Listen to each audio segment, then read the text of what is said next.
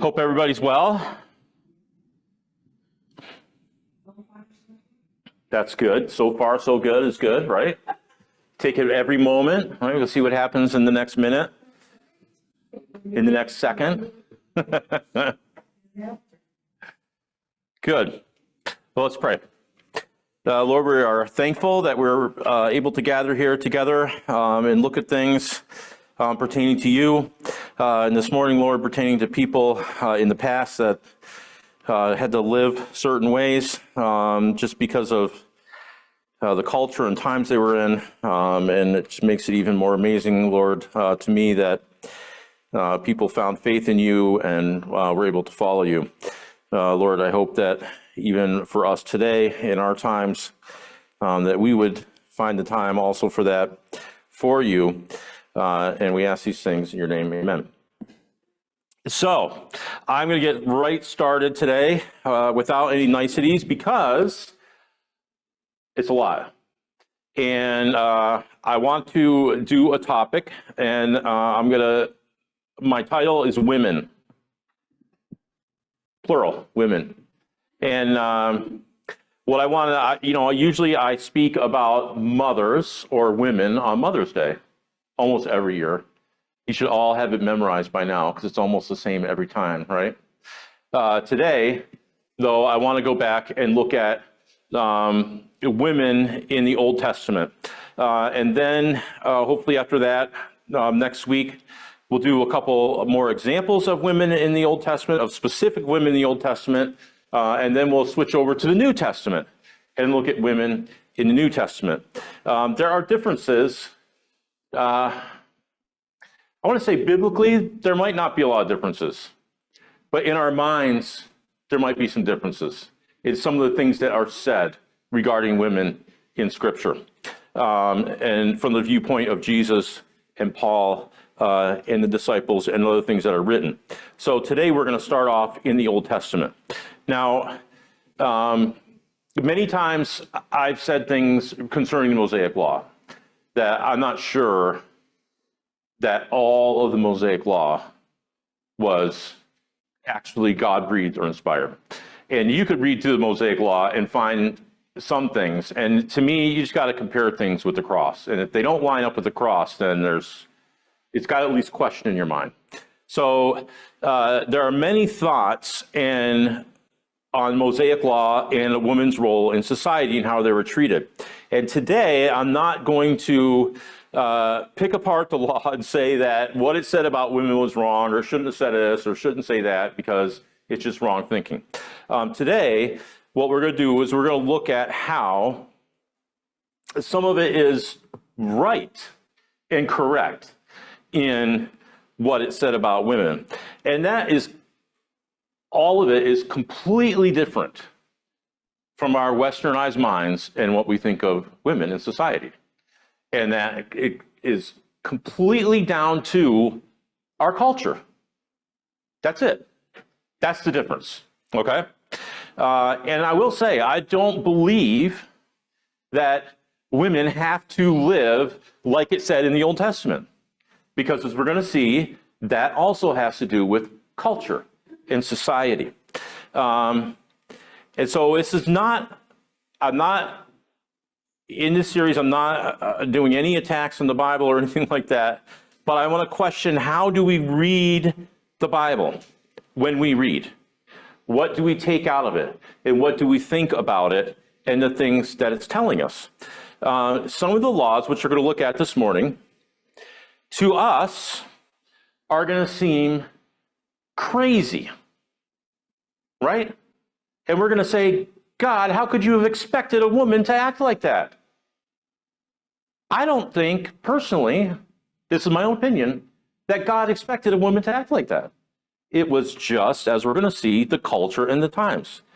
Many scholars contend that through the society in ancient Israel, it mirrored surrounding societies. And some of the laws, such as those regarding a woman's role and place, were similar and are all heavily weighted towards men. That's what people perceive, right? But I want to say that's not God's actual intent. When God created Eve, where did he create her from? A rib. He didn't create her from a leg or from a foot to be lower than Adam. He didn't create her from his skull to be above Adam. He created her from a position of equal. She is, as it says, there to help him, but to help him doesn't mean to serve him. It doesn't mean to be a piece of property. It means you're here. Everything that happened after that happened because that's the culture. And some of that was absolutely necessary and normal as things evolved and developed in the world. And today, you will still find cultures that live exactly like that because they, in their societies, haven't moved out. And that doesn't make it wrong. We think in our minds, when we look at it, oh, it's barbaric. But that's their culture. That's where they've stayed, right? So some people say or think that women in that time were just property. Because when they read how people lived, they think, oh, women were just treated like they were just a piece of property.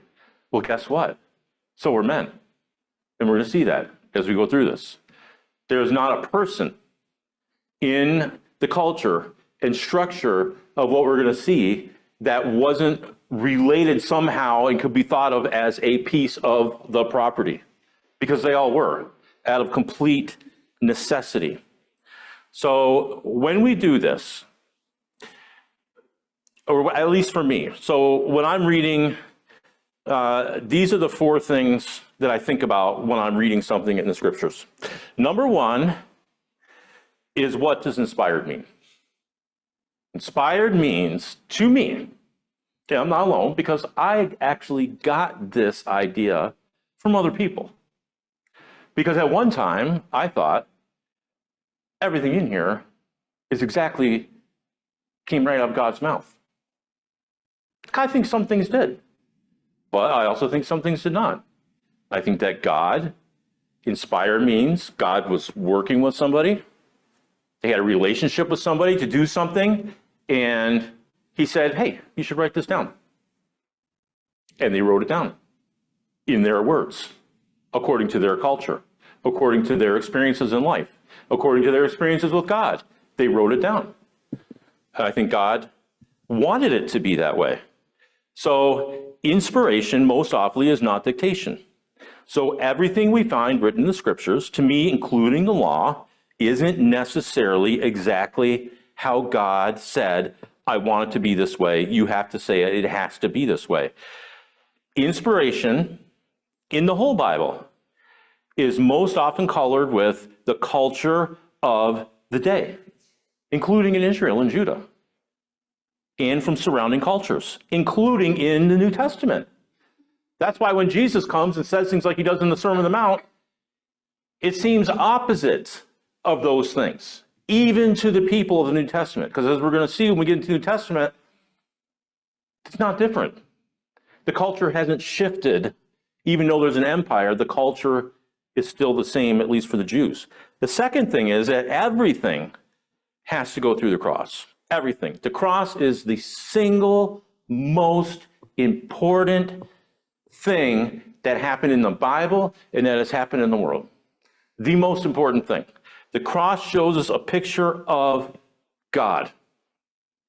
And if anything seems to be outside of what that cross is telling us about God, then to me, it's up for debate or for question. Everything, even things in the Bible. Everything has to be seen through it. Ever since the creation, going to the cross, ever since the cross, everything after the cross. The third thing is something that we hear all the time here at this church, and my dad talks about it frequently, is audience relevance. Underneath audience relevance, you can put cultural relevance, societal relevance, experience relevance. What was it like to live there? Historical relevance. And sometimes that historical relevance has to be found outside of the Bible. It has to be. A lot of what we're going to talk about today is found outside the Bible. What was happening? Who was it happening to? When did it happen? When in time did it happen? What did they, as plain human beings, and it's going to sound weird. You can't take God out of anything, but sometimes when you think about things in history, you have to think about it as, what did the average person think about it? Outside of spirituality, outside of God. In their experience, what was happening with other people in the land around them, what was it like for them? Because that is going to heavily weigh on what they thought about God, outside of what God told them. The fourth one is that God always works with humanity wherever they are. He did take people out of where they were to do specific things, but that's a few specific people when you talk about the scope of billions and billions and billions of human beings that have walked on the face of the earth. God works with humanity where they are. And when we read the Bible, we're reading about people in a culture and time that's way different than ours. God worked with them where they were, how they thought, all of that. So those are how I look at it. So we call those the rules: inspiration, the cross, society, culture, or audience relevance. And that the fourth one I call God is self-sacrificial. Because for God to work with people where they are and not to step on them and rule them like a king rules with a scepter, what's he doing? For his creation. He's self-sacrificing. You can do what you want. You can live how you're going to live. Everything will develop in time as it develops. And no matter where you are, that's where I'll be. That's it. That's grace, actually, because if it wasn't that way, we'd probably be in a lot of trouble, right? Because it would be really hard for us as human beings to meet God at God's level. So why am I talking about this? Blame Danny. I have said this a few times, and it's become like what we call a guilty pleasure. Something on Instagram called bad sermons. And why, I don't know. But I'm always clicking on to see what's the next clip, what's the next clip, what's the next clip. They're mostly fundamental Baptists, right? Some Southern Baptists, there's some other ones. But there's one particular topic that just boggles my mind, that comes up all the time, frequently. That's women, the role of women. To some of these preachers, the role of women is amazing. Not amazing in the good sense, but just amazing. Some of the things they say, I'm just like, holy cow. And I think that because, why? Because I grew up in a westernized culture where that's not what women are, right? Now, everything they say is out of the scriptures. But again, there's those 4 rules you have to break down and say, why? And there's one in particular about a good woman. And, it's some of the things that are said are incredible. I'm not going to talk about all those things. I'm not going to tell you names, quotes, any of that. That's just where this is coming from. Also, I'm not a Bible scholar, right? I don't have any formal biblical education. I learn here. I learn from reading. I listen to podcasts. If you don't listen to podcasts, you should. They're wonderful. You can learn all kinds of cool stuff from very learned people. So you'll have to take what I'm telling you and go look it up. All right? A lot of this can be easily Googled. Super easy. Depending on how you search it out. Surprisingly, what I found is there are relatively few verses in the Old Testament which truly show us what it was like in a household in ancient Israel, and what a woman actually did all the time, what the guys did all the time. It's mostly about particular people or the particular nation, their relationship with God, and there's stuff sprinkled in there. But if you really want to know, then you have to go search it out. And when you do, it matters. I found one site which gave 72 verses on a woman's role. And I'm like, oh, that's cool. What will I find in here? So I scroll through, New Testament, New Testament, New Testament, New Testament, New Testament, New Testament, Adam and Eve, New Testament, New Testament, New Testament, a couple other things. Deborah. I'm like, wow, well, that's quite a woman's role, right? And that was it. So the woman's role that they laid out was mostly New Testament, which is actually very accurate. Mostly in the New Testament is things where we find about what a woman should be doing.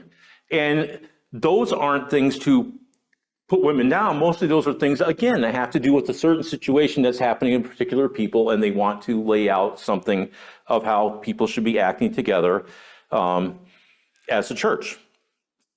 So the first thing, that's my introduction. The first thing we're going to look at now is that it was ancient Israel was a tribal society. And we don't say tribal because there was 12 tribes, because that's a huge breakdown. That's like, I shouldn't say huge. That's like a macro breakdown of Israel, right? A large amount of people were in the tribe of Judah. A large amount of people. But most of those people belonging to Judah, every single day, meant nothing to them. They knew they were of the tribe of Judah. It meant something to them as far as the nation was concerned, and as far as maybe some of what God was concerned, but in every single day life, it didn't mean that much, right? Because in Israel, a tribe, and this is the same as every other culture, and today many cultures are still like this, towns and settlements. So when we read of a town or a city, I know for me, the first thing I assume is, oh, a city or a town. I see cities and towns every day. But the towns and cities in the Bible, were they like ours? Nope. Brockport's pretty small, right? What's the population of Brockport? 10,000 in the city, in the town limits, maybe? Something like that? I think it's on a sign. I saw it a long time ago. It was even less than that. Way less than that. Maybe in the hundreds, the high hundreds, if that's high. It was small. Towns and settlements were populated mostly by close-knit families. So a family had a settlement. Through things that happen around them, other people get attached to them, and it gets to a certain extent. And it might have grown beyond that, depending on the success of what was going on. But it all involved families. It wasn't Dan and Lisa, who have one child, moved to Brockport or moved to Clarendon, and all of a sudden the small town of Clarendon, which probably only has a few thousand residents, expanded. That's not what it was. It was whatever family lived there, and people became attached to them, and we'll see why. That was very close-knit. The family unit was everything. Even more than we think about today. Even, I'll call it religiously, what we believed about the Bible and the family. Families back then were even more close-knit than what we think. Everything they did, everything, was their survival. It was their physical survival. It was their mental survival. It was everything, especially in the ancient Near East. Everything. The food they grew, the work they did, any livestock they raised, all of it was very important. Clothes that were made, how things were prepared, the way the houses were built, it was all had to do with the family. When Lisa and I, we went to Ithaca, and we were driving, and very hilly there. We're at the top of one hill, and we're looking out, and I said, I think Rochester's over there somewhere. And you couldn't see it from there, not even the little spires or towers yet, but it was way off. But you could see so much. And in my mind, it just crossed something we learned at the Genesee Country Museum once. Someone who lived on this hill in a farm in the 1800s, a young boy would be looking at all that, dreaming. What's it like over there? What's it like over there? Do you know why? Because they never set foot in any of that. Their entire life was in several square miles of that place. There might be once in a while when they had to travel somewhere to get some really important supplies to build something, that they took a week-long or 2-week-long trip somewhere else to get something. But primarily, that was their life, right there. And it was exactly like that in ancient Israel. That was it. Probably even on a smaller scale. Interactions with outside the family were very important. Any decisions made by the family, very important. And all these tasks were primarily taken up by the men of the family. Children did not grow up and leave the home like they do today. They didn't say, hey, I want to be, I don't know, I want to design special flax skirts. And to do that, I have to go to school over here in this town. They stayed home. That was it. They had to, because the family relied on every single person in that family for the family's survival. That's why they had so many kids. You had to. If you didn't, it was disaster for your family. Children had to stay at home, and it was usually for the economic benefits of the family. And to do this, they made arranged marriages. So you have your little family plot, your family's doing well here, you got some livestock, you got crops, the mother is really good at making a particular thing, and the dad or some of the men know some people in the tribe a few miles down the road, and they're like, oh, they can do this and that, and they have this much money, that much money. And so the dads meet, and they got a daughter, or they got a son, so let's make a marriage. And by those marriages, they became connected economically together. It's very important. A family couldn't just live by themselves, completely isolated with everybody else. They wouldn't make it. They had to connect each other, and this is the way they did it. And of course, young men didn't leave because young men were the majority of the workers that they had, right? They needed them to do things. What did women do? Well, women cleaned, they cooked, they took care of the house, they raised the children, they had children, many children. If, the arranged marriage, a guy marries the girl, she probably leaves and goes with the guy, but the other way, they come here, they have children, the girl has children, it adds to the family, and so on and so on. It adds to the family. Uh-oh. Cell phones silent. Thank you. They did not grow up, go to school, get married, and go do whatever they wanted. Whatever they had at home, that was it. And there wasn't anything else to take their imaginations away from what they had. That was all there was, right? When I was growing up, I wanted to be a pilot. Couldn't wait to go see this city, that city, do this and do that, and read things and watch things and all the imagination of nature and all the places I wanted to go see. There wasn't any of that. As relatives grew older in the family, they stayed with the family. There was no nursing homes. That's where they stayed, in the house, same place. And they made decisions and did things for the family for as long as they physically or mentally could. And once they couldn't any longer, the family took care of them until they passed on. The patriarch of the family, which at some way back was an heir, they were in charge. They made all the major decisions. They laid out the rules, and that was it until he died. So if the guy lived to be 90 and the son was 10 years behind him, well, 10 years might be a little soon. We'll say 15 years behind him, because that wasn't too soon. The girls got married off very young. It didn't matter. The decision-making still deferred to the elder until they were gone. Virginity, they're just like, why are we going to talk about virgins? So important. Now, we think about it in terms of it's the right thing. It's the religious thing. It's the moral thing. Back then, that wasn't even in the thought. They weren't concerned, oh, I have to stay a virgin because God. I have to stay a virgin because my family.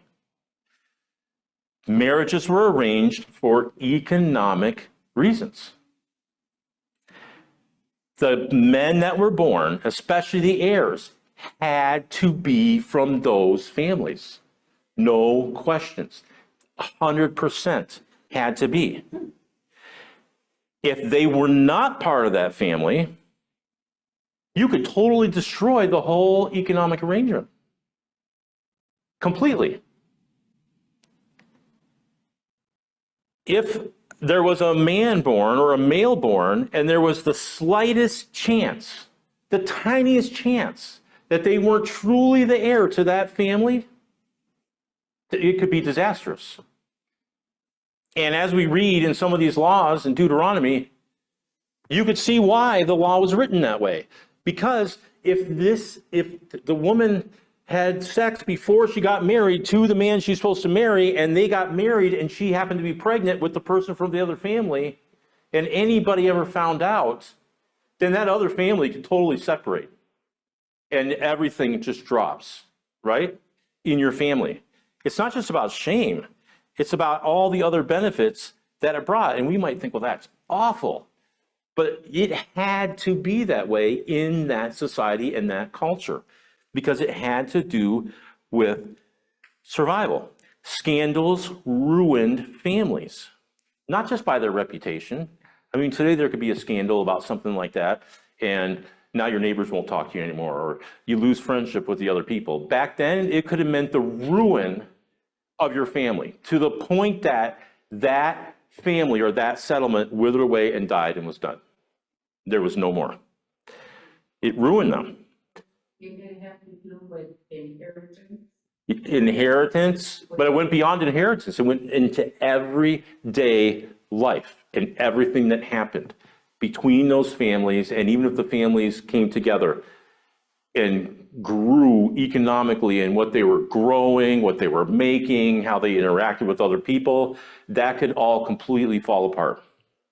And we'll see it's possible that people did it on purpose in order to ruin a family. And so that we're going to see is what some of the law brings out. So all of this brings some things in the Bible to be shocking and really interesting. And the one example, the first one that popped in my mind is Abram.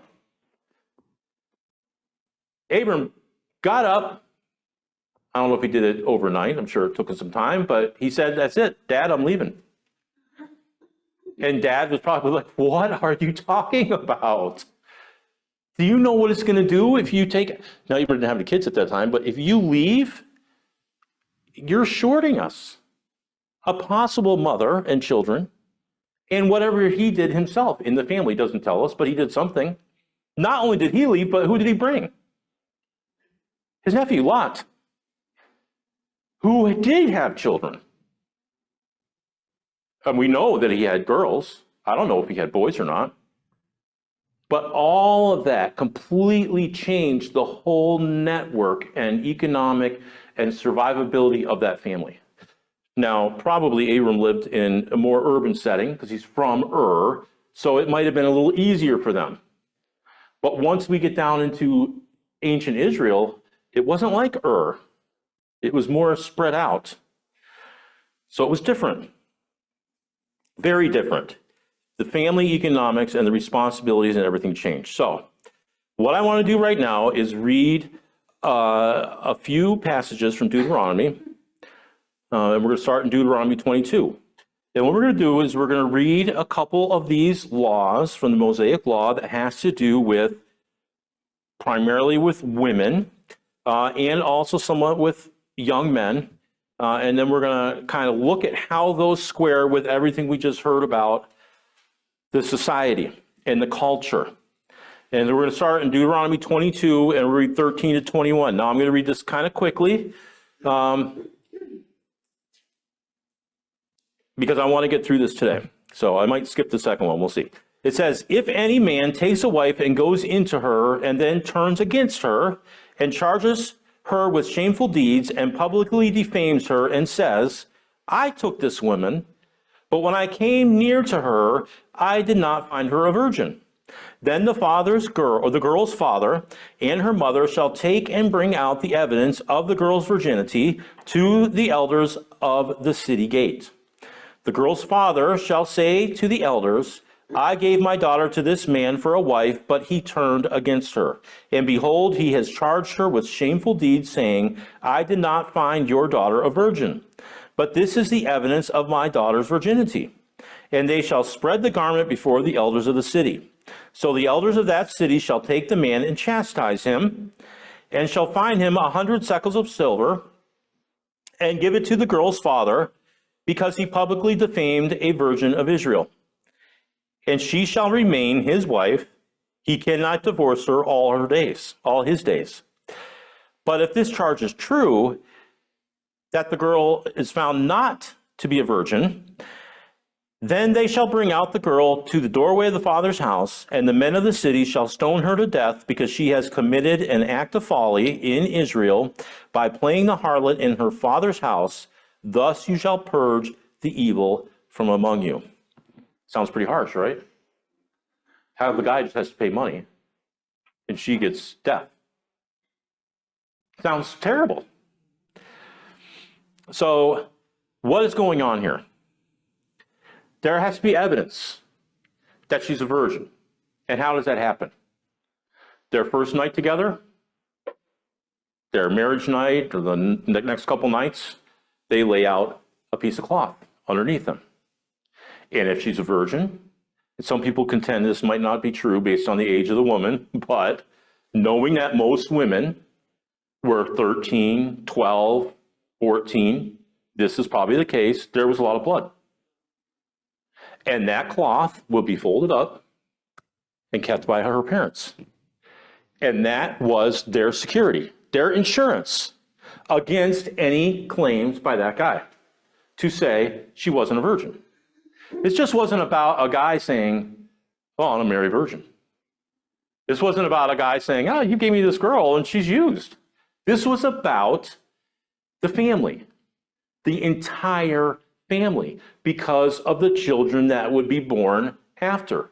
That's what this was about. It was extremely important to both families. So, if she was a girl and with others was trying to cheat another family, that's a possibility. That way, when the child was born, say the groom didn't say anything, the child's born, then the family can come back and say, guess what? She wasn't a virgin, and that child's ours. So all the stuff that belonged to that heir or that person you thought was the heir, it's coming back this way.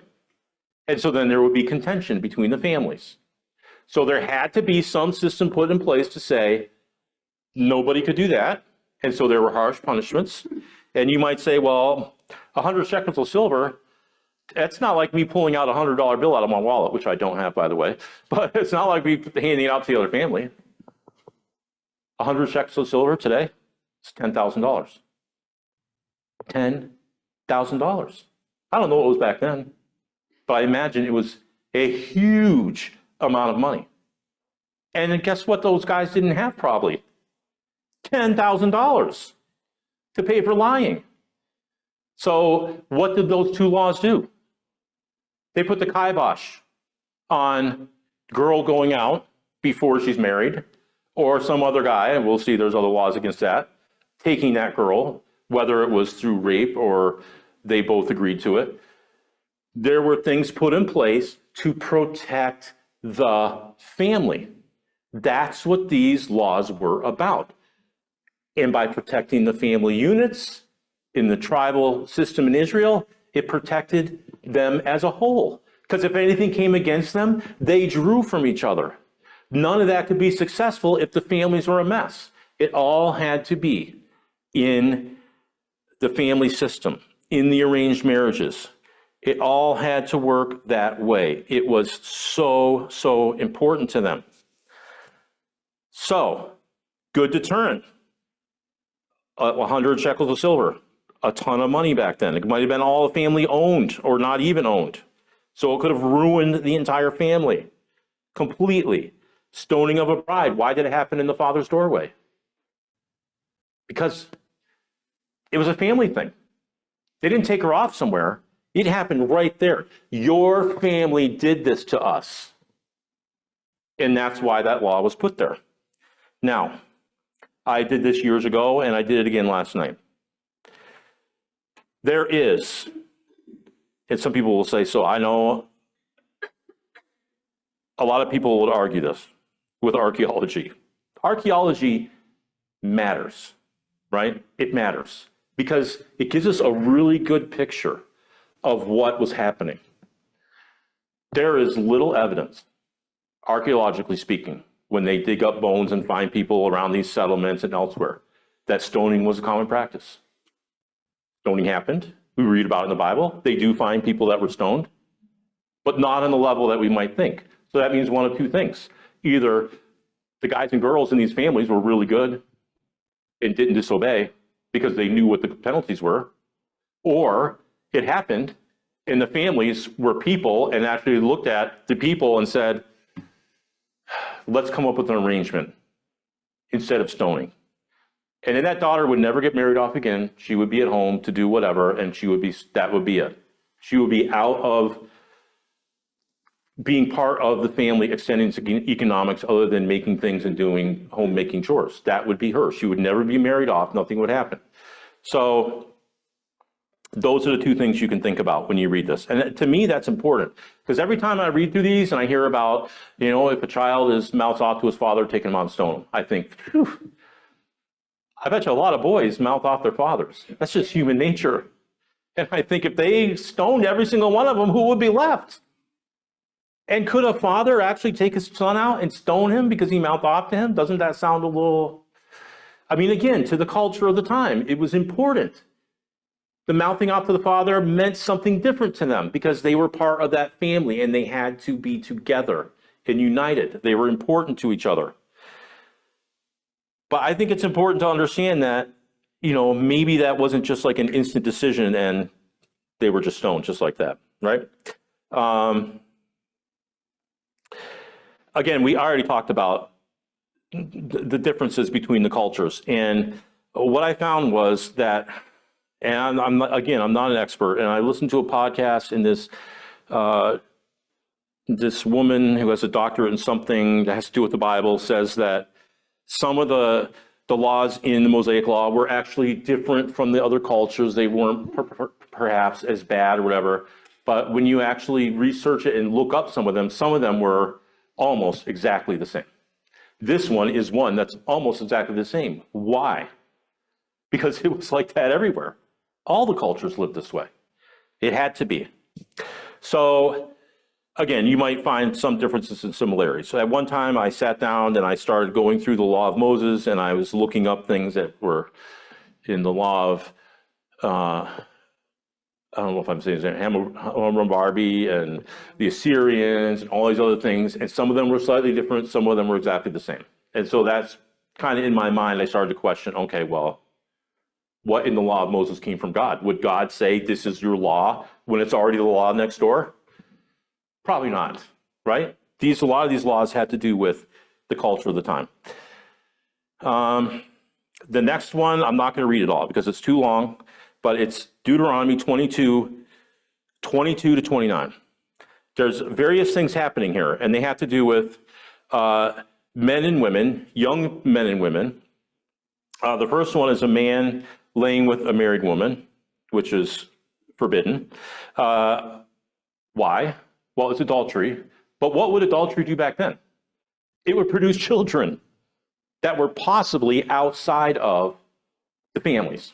So that was important. It talks about a girl, if she's a virgin who's engaged to a man, and yet another man finds her and lies with her, it says they're both supposed to be stoned. And then it even says that because that man has violated his neighbor's wife, even though they're not married, they're already, the arranged marriage, even before they're married, it's considered done. That's your wife, even before you're married. It says, you shall purge the evil from among you. And of course, the result is stoning.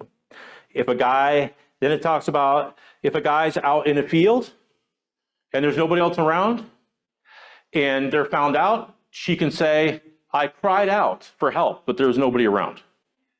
So the judges get together, they talk about it, they say, okay, we believe her. She goes free, he gets the punishment. If it's in an urban setting or it happens behind one of the houses in the family settlement and she says she cried out, but everybody was in the house and says, I didn't hear anybody cry out, then it's on her. And he's good, she's not. So there's different situations that you find. It says if a man finds a girl who's a virgin and she's not been engaged or not been arranged in a marriage yet, it says if he seizes her and lies with her and they're discovered, then this guy has to give the girl's father 50 shekels. Well, if 100 shekels is $10,000, then 50 shekels is $5,000. Again, that's a ton of money. Part of that money is going to go in the coffers and pay for any loss that the family suffers from not having those children in their family, right? For their economic insurance. It's an insurance payout. Basically, you're like, well, that sounds terrible. We're talking about people. You're talking about survival. Survival. Without it, there's nothing. You have to have some type of system to survive. So that's what all these laws are about. And you remember, the first thing that we think about when we read these laws is, in our society, stuff like that happens all the time. Well, guess what? In their society, things like that did not happen all the time. There were laws in place. The punishments were stiff. People were in their family all the time. They didn't know anybody else. That's where they were. So those things weren't common, right? They happened, but they weren't common. So these things all leave something open, right? Because now we're relying on witnesses. We're not narrowing it down to this is exactly what happened. There's I cried out, I didn't hear, there's all different things the judges have to weigh. So in this comes some human thinking and some human decision making about what kind of punishments are going to happen and what's going to happen between the families. And I'm sure the families are there arguing their point and arguing my daughter would never, or my son wouldn't do this. And if you do this, then it's going to ruin this family or ruin that. There's a lot of things that weigh into this and what the decisions are made. The other thing that I learned on this podcast was that the word seize, and so I looked it up, doesn't necessarily mean a guy goes out, sees this girl, thinks she's beautiful, and grabs her and forces her with a knife to her throat and says, hey, guess what? You're mine tonight. Seize could mean that he, and elsewhere in Scripture, the Hebrew word could mean that they used words or something to say, come on, and they got the person to come with them, even though maybe the other person wasn't thinking about that. And they said, okay. So it could mean, not necessarily a rape, but it could mean there's a manipulation of some kind, and that it could have been of mutual consent. So those things are also important to take in to your knowledge. But again, these all have to do with the family. They don't have anything to do with how we think today. It was how things were. And it just wasn't how things were because God said, Israel, that's what you have to do. That's what the world was like. Everywhere. That's what it was like. Why was it like that? Because that's how people evolved. Right? People were alone. There were no metropolitans. There were no supply stores. There were no hospitals. There wasn't a grocery store where I can go buy all the fruits and vegetables I need for the day. I couldn't go to the store and buy a bag of flour and then go home, put it in my bread machine and make bread in an hour. There wasn't JCPenney where I could go and buy all my wardrobe for the new school season. You had whatever two people had to make together. And to make that more, you had kids. And to make that more, your kids were arranged marriages with other families. And to make that more, it just continued. Eventually, it continued enough where things started to congeal and you started to have more urban centers, more things available, markets. You can go buy livestock. You could do all kinds of things. And as that slowly happened, then that family thing started to fade out a little bit and things changed. That's just how life has happened, right? So the last one, I'll read it. Actually, I won't because that's it. It's 10:45. So I was getting pretty close, really. Huh? Go ahead and finish it? All right. So the next one is Deuteronomy 25, verses 5 to 10. And I'll read this one. It says, when brothers live together and one of them dies and has no son, the wife of the deceased shall not be married outside the family to a strange man. Again, we know why she can't be married to a strange man. It's not a strange man because he's some stranger off the street we don't know. They could know that man. He's strange because he's not part of their family setup. Her husband's brother shall go into her and take her to himself as a wife and perform the duty of a husband's brother to her, which is to have children.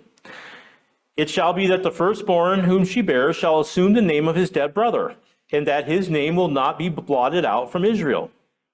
But if the man does not desire to take his brother's wife, then his brother's wife. So we go to the next brother. They shall go up to the gate to the elders and say, my husband's brother refuses to establish a name for his brother in Israel. He is not willing to perform the duty of a husband's brother to me. Then the elders of the city shall summon him and speak to him. And if he persists and says, I do not desire to take her, then his brother's wife shall come to him in the sight of all the elders and pull off his sandal off his foot and spit in his face, and she shall declare, thus it is done to the man who does not build up his brother's house. In his name, in Israel, his name shall be called the house of him whose sandal is removed. That doesn't seem like such a big deal to me, but to them it was a huge deal, because now that guy and his family is known as the one who didn't want to help his family prosper. She might not have even loved this other guy or wanted to be with this other guy, but it didn't matter. And it didn't even matter to her because she had to have somebody. She had to have children to be a function in that family. The thinking was different. It underscores the importance of the family in ancient cultures and tribal societies. There is a woman, and this exact situation happens in the Bible. With Tamar, right? Genesis 38. You could think, well, Tamar, he's refusing you. This brother, this brother, this brother. Just leave. Go somewhere else and find someone to marry. What's the big deal? It's a big deal. Because if she just went to some other family, they would probably say, we don't want you. Because you're already part of that family. And if you come to this family, now we have to have arrangements with that other family and pay all kinds of money and all this and that, and we're not interested in that. So the likelihood is this is all she has. There are no other options. This is what she has. It's not just about her saying, oh, I'm going to trick Judah and have a child with Judah so that, I can show him. This is about her future and that family's future. And Judah, in his eventual thinking, was wrong. Judah was the guy with the shoe and spit in the face. Because you have a woman in your family and you're denying her. And in your denying her, you're ruining your possible family's future. Probably not, because they were rich. But in the tribal system, you're destroying her. You're just taking her worth away, right? So it shows us the importance of the family and the connections. You can also find things in Leviticus 18, Leviticus 18, Deuteronomy 24-25. There's things in Exodus you can go look up that have laws that all revolve around a woman's place and a man's place with a woman as far as the family setting. And they all have to do with that. A woman had her place in these families just like a man did. It didn't put the woman on a lower level. A woman was as important to the functions of those families as any man. As important. But there's one thing a woman could do that a man can't. Have children. That was it. So their role became one thing, a guy's role became another thing. So a woman, it wasn't like the guys were all like the good old boys club and they had a bunch of women and they were their property. They were all property. If a young man was not an heir, you might say, well, what was in it for him? What was in it for him was also to have children and keep that family going, because he needed that for his own well-being and his wife's well-being and his children's well-being. They all had to take place. They were all a unit. They were all together. The only one in that family that you could say was above anybody else was the patriarch. That's the only one, the heir. Everybody else in that family was there for what it was for. And even that person was there for what it was for. This way was not God's doing. God didn't say, this is how everything's going to play out. God made two people. They did what they wanted to do. They had kids who did what they wanted to do. And because of the nature of the earth and the world at that time, it's how it evolved. And it kept evolving. And we'll see, well, are we going to see that evolution in the Bible? No, you're not. Because even in the New Testament, even though things were metropolitan, even though they were an empire, they still had, at least the Jews did, still had the same type of mindset. Now, eventually, that changed and it grew. This was life, and it was important. The family was important. So, and we'll look at more next week.